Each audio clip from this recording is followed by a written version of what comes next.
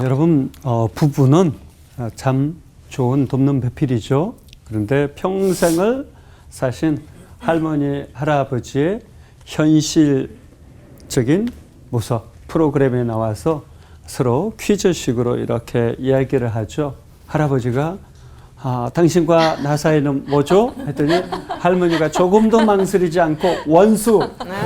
왼수. 할아버지가 너무 당황하셨죠. 그래서 내 글자 막 하니까 또 할머니 조금도 망설이지 않습니다. 평생 왼수. 참 어떻게 보면 우리의 현실을 보여주는 것 같기도 하죠. 그런데 성경을 묵상하다 보면 딱 여기에 해당하는 순간이 아브라함이 아내 사라를 누이라고 말했을 때가 아닌가 하는 생각이 듭니다. 사실 죽음의 위협을 느꼈을 때 아브라함은 그 아내를 하지 않고 아내를 누이다라고 말합니다. 아내 뒤에 숨는 거죠. 감추는 거죠. 자기만 어떻게 하든지 살아나겠다. 이건 아주 비겁하고 비열하지 않습니까? 근데 저는 이게 참 좋아요. 왜냐하면 믿음의 조상이 완벽해서가 아니라 하나님의 은혜로, 하나님의 언약으로 우리를 구원하셨다라는 것을 또 깨닫게 하거든요. 또 우리 안에도 그와 같은 모습들이 많이 있지 않습니까? 아브라함의 그러나 이 행동 자체는 사실 아내에게 평생 상처가 되었을 거예요. 사고는 그런데 보면 아브라함이 치는데 수습은 누가 하세요? 하나님이 하세요. 왜요? 하나님이 언약하셨기 때문에. 하나님이 아브라함을 언약의 기초에서 빚어갔어요. 아브라함이 끊임없이 연약함과 부족함을 드러내시지만 여전히 아브라함을 사랑하시고 여전히 계속해서 빚어 가시는 거죠. 사실 이 순간만큼은 아내 사라는 이렇게 생각했을지도 몰라요. 어휴, 내가 이 남자를 정말 어떻게 평생 믿고 살아. 아마 100번 넘게 그렇게 하지 않았을까요? 아마 오늘날 이런 일들이 일어난다라면 상상도 하기 싫죠. 예. 근데 아비멜렉의 입장에서도 좀 기가 막혔을 것 같아요. 왜요? 아브라함 때문에 자칫 잘못하면 죽을 뻔하지 않았습니까? 그런데 여러분, 이 아브라함과 사라 사이에 또 아브라함의 인생 여정에 우리는 계신 분을 분명히 볼 수 있어야 됩니다. 그분은 하나님이시죠. 하나님이 계시지 않았다라면 틀림없이 이것은 굉장한 비극으로 끝날 수 있는 사건입니다. 그러나 분명 우리는 이 아브라함을 보면서 깨닫게 되죠.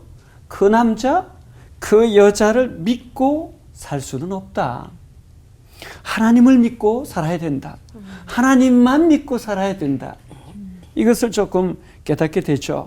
여러분, 부부는 두 사람 사이에 하나님이 계실 때 오해하지 않고 이해할 수 있습니다. 하나님이 안 계시면 저런 인간 어떻게 믿고 살고 이런 탄식이 절로 나오죠. 그러나 하나님이 계실 때 내가 아니면 누가 데리고 살고 이런 은혜와 긍휼의 마음이 내 마음속에 또 채워지는 거죠. 여러분, 그래서 남편과 아내 사이에 항상 하나님이 계셔야 됩니다. 그 하나님의 은혜와 긍휼이 우리를 붙들고 우리를 빚어 가실 때 우리는 계속해서 세워져 갈 수 있는 것입니다. 그러나 만약에 하나님이 빠지신다면 누구나 위기에 빠질 수 있을 겁니다. 하나님은 여전히 우리가 연약하고 부족하지만 우리를 사랑하세요. 우리는 끊임없이 배반하고 배도하고 나쁜 길로 갈 때가 있지만 그럼에도 불구하고 하나님은 한 번도 상처받지 않으신 것처럼 우리를 사랑하시죠. 여러분, 그것이 바로 언약의 백성의 삶에 주어진 은혜요 특권입니다. 혹시 믿었던 사람들에게 배반당하고 배신당하고 아프신 분 있습니까? 어쩌면 나에게 그럴 수가 있나? 이런 상처를 주신 분이 있습니까? 이 소리가 들릴 때마다 한 번도 상처받지 않은 것처럼 우리를 사랑하시는 그 하나님의 사랑을 생각했으면 좋겠습니다. 그리고 우리가 그 사랑을 받은 자로서 사랑했으면 좋겠어요. 한 번도 상처받지 않은 것처럼. 그래야 할 때 언약의 하나님이 우리를 통해서 영광 받으시고 우리를 끊임없이 더욱 귀하게 빚어가실 줄 믿습니다. 아멘. 기도하겠습니다.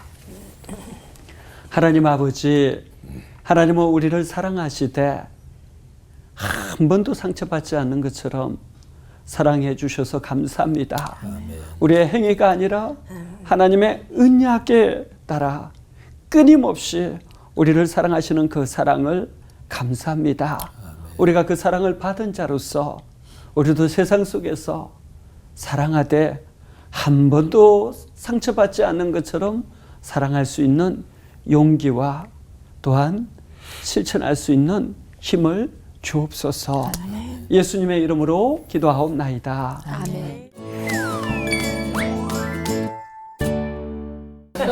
그 아버지의 그 아들인가요? 그 아브라함 아들 이삭도 사람들에게 아내 리브가를 누이라고도 불러낸 적이 있대요. 그 기록이 또 성경에 남아있는 건 뭔가요? 이상관 목사님. 그 상처 주는 남자들 멀리하라고 그러던데 맞나요? 그 리브가는 보기에 너무 아리따웠다라고 성경은 표현하고 있고요. 또 이삭은 리브가로 말미암아 자기를 죽일까 하여 아내라 말하기를 두려워했다라고 실질적으로 성경에 표현하고 있죠. 상처 주는 남자, 결론적으로 하면 나쁜 남자죠. 사실은 남자답지 못하죠. 그런데 성경은 그런 연약함, 부족함, 죄, 허물, 수치, 어떻게 보면 모욕적인 부분까지도 있는 그대로 보여줍니다.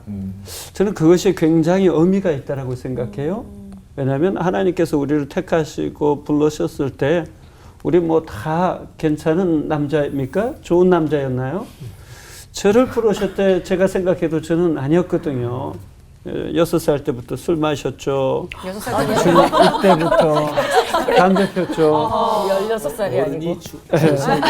그 예전에는 그랬어요. 그 시골에는 집 안에서 몰래 밀주를 이렇게 담궈서 드셨는데 아버지 그것만 드시면 너무 좋아하시니까 제가 궁금해서 마셔봤죠. 그러니까 이제 정확하게 그때가 6살 때인데 그럼에도 불구하고 고3 때 예수님이 저를 불러주셨지만 바로 바뀌지 않았거든요.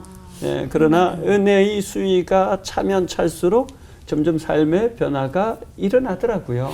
그러니까 아브라함이나 이삭이나 이 당시에는 바로 이 은혜의 수위가 또 믿음의 수위가 깊어진 것이 아니라 점점 하나님이 빚어가시는 거죠. 그래서 저는 이 부분에서 오히려 은혜가 됐던 건 하나님이 지키시고 하나님이 보호하시고 하나님이 인도하시고 하나님이 빚어가시는구나. 믿음의 조상 아브라함과 이삭이 이랬다며 하물며 나일까 보냐.